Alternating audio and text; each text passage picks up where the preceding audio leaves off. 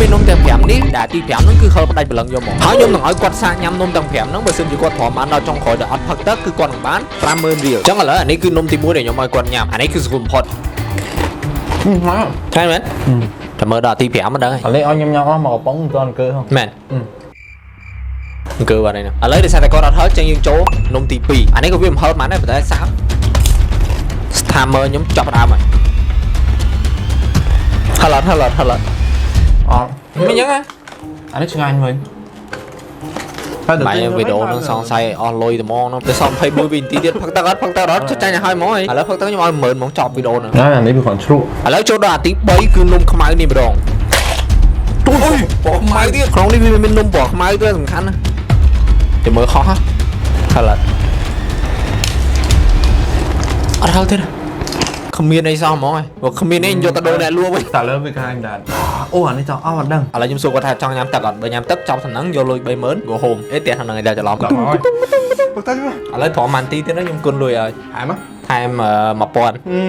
ផឹកទឹកណាអត់ទេថែម10000ទៀតណា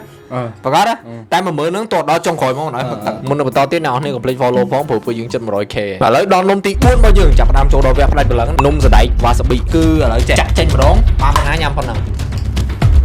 ធៀមឲ្យនៅឥឡូវសួរសិនចង់ចោះចាញ់តំណឹងអត់ទេទៅ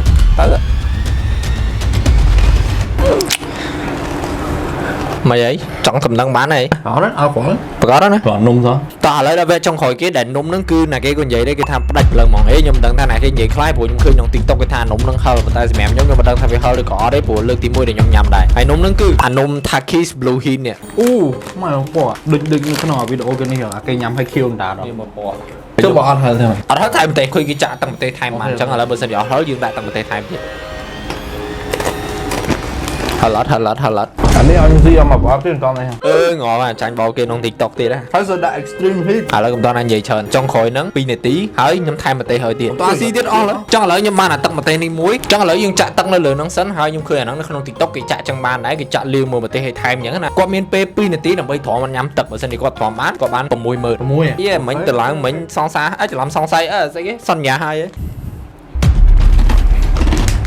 មិនដែរមក2នាទីចាប់ដើមមានអត់ហល់អត់បានតិចហ្មង